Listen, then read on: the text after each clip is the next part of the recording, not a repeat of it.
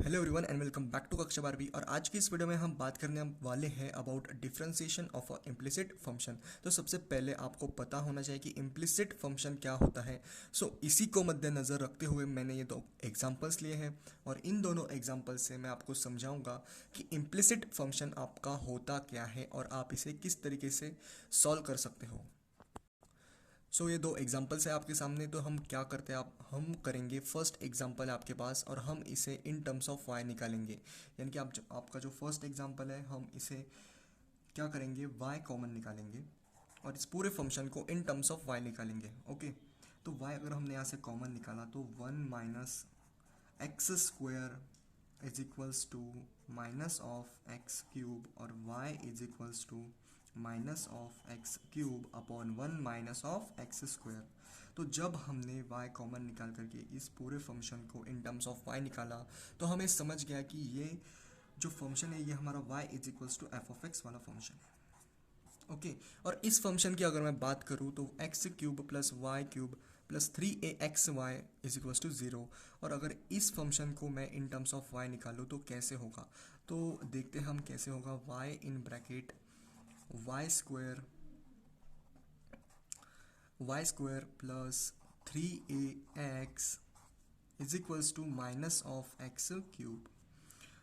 तो y in terms of x यहाँ पर कैसे आएगा, -(x³ अपॉन, ये वाली टर्म है यहाँ पर नीचे जाने वाली है, y² plus 3ax।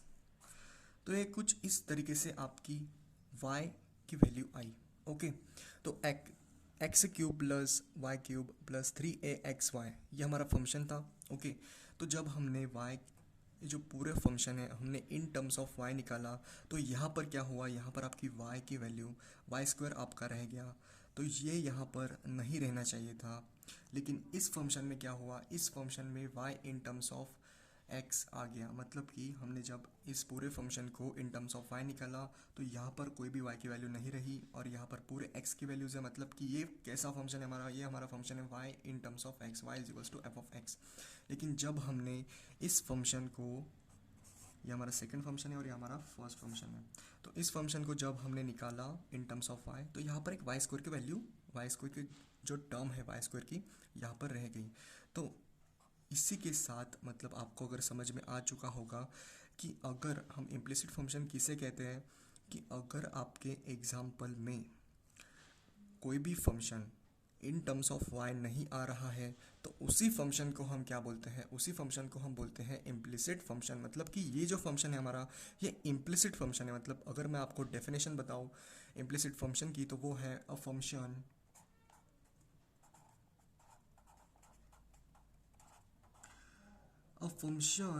f in terms of x and y is said to be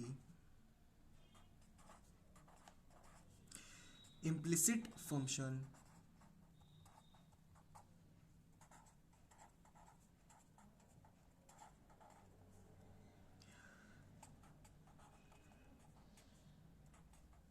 if it is not possible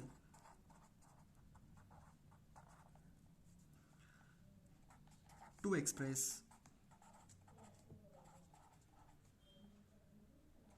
y in terms of x। तो मतलब आपको अगर ये डेफिनेशन समझ में आ गई है तो क्या आपको समझ में आ चुका है कि इम्प्लिसिट फंक्शन हम किसे बोलते हैं।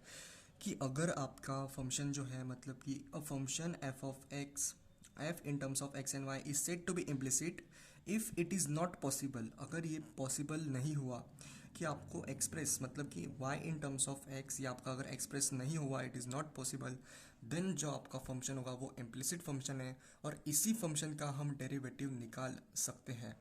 हम कैसे निकालेंगे इस विषय पर हम बात करने वाले हैं कि ये जो फंक्शन है आपका वो इम्प्लिसिट फंक्शन है। और आपको मैंने बता दिया कि इम्प्लिसिट फंक्शन हम किसे कहते हैं।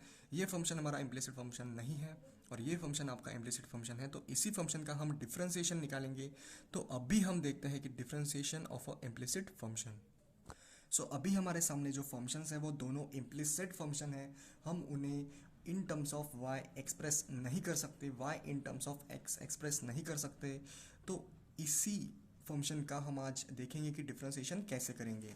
तो सबसे पहले आप सभी को पता होगा कि आपको क्या करना है। सबसे पहली स्टेप जो होगी वह मैं आपको बताऊंगा, वो होगी आपकी डिफरेंशिएट करना है आपको इस फंक्शन को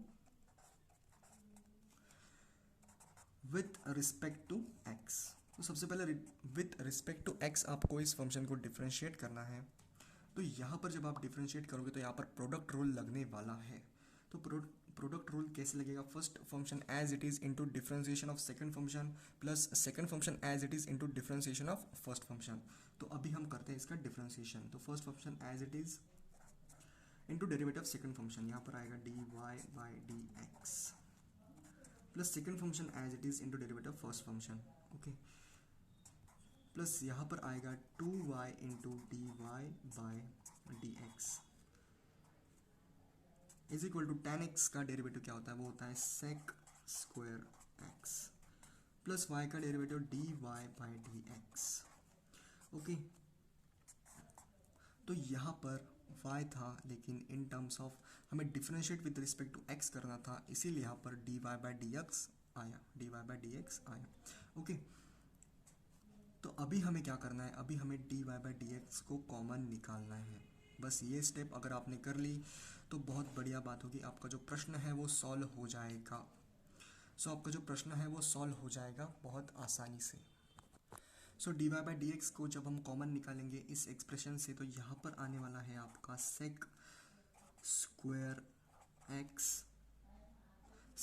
x minus of y upon में क्या आने वाला है आपका? जब हम dy by D x common निकालेंगे तो यहाँ पर आएगा dy बाई dx, और जब हम यहाँ पर कॉमन निकालेंगे तो यहाँ पर माइनस ऑफ 1। सो यहाँ पर क्या आएगा आपका? x plus 2y minus of 1।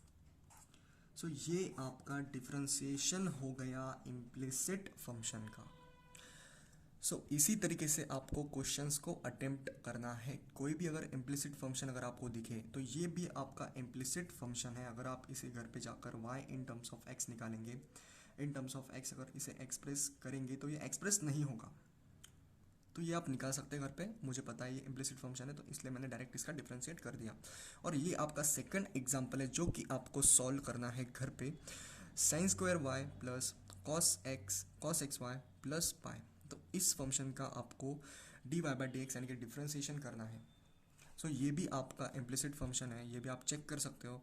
और अगर आपको differentiation of a implicit function अगर आप समझ चुके हैं तो इसी के साथ हम समाप्त करते हैं इस वीडियो को, और तब तक के लिए आगे बढ़ते रहिए। All the very best.